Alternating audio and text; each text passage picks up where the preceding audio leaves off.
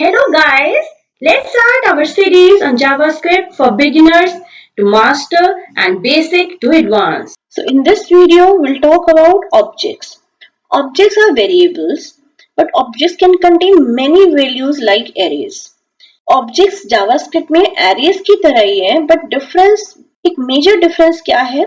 Objects में जब भी आप use करते हैं, आपको कोई डिस्प्ले करना है वैल्यू तो आप स्ट्रिंग्स यूज करते हैं इंस्टेड ऑफ नंबर्स. वहां पर इंडेक्स वैल्यू था 0, 1, 2.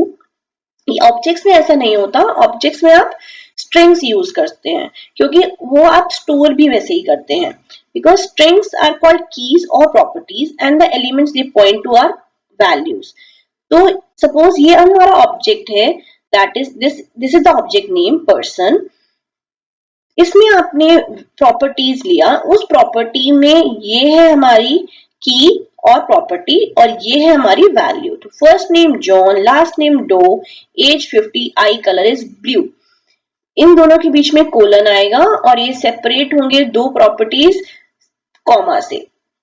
राइट अब ये स्ट्रिंग है, ये डिस्प्ले करना है तो as it is double quotes में आएगा एंड कर्ली ब्रैकेट्स में जाएगा and ending with semicolon.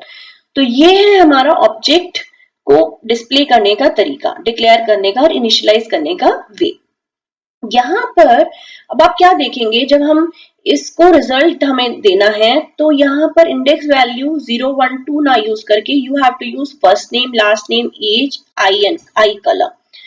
So here we have key value pair and these are object properties. So I have already told you that objects are similar like arrays, but the major difference is while arrays are mostly used to represent list of multiple things.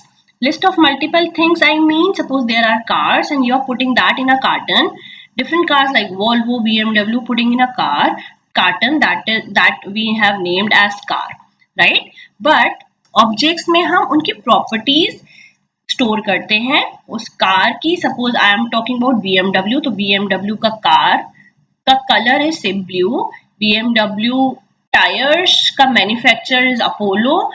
BMW का manufacturer is so and so company. So these properties we store in objects. So that is the basic difference between array and object. So let's see the code where we have p paragraph id demo. Script tag में what we are writing is where. अब यहाँ पे हमने cat बनाया एक object that is a variable object equal to in curly brackets we are writing cat की legs, cat का name and its colour. मैंने बताया आपको colon you have to write, this is number, no need to write double quotes और single quotes. In the name we are using double quotes and in the colour also and ending of curly brackets and semicolon. अब ये बन गया आपका एक object. So we have created an object. अब how to display data from the object. Document dot get element by ID inner HTML we are using. उसमें आपने object use किया. अब ये ऑब्जेक्ट है तो हमें यहाँ पर पता है कि ऑब्जेक्ट की कीज होती हैं. वो कीज कौन सी है, legs, name, colour, these are keys. और हमें यूज करना है कैट जो हमारा ऑब्जेक्ट है. तो दिस इज वन वे.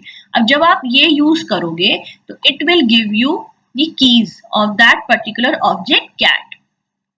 तो keys क्या होंगी, legs, name and color.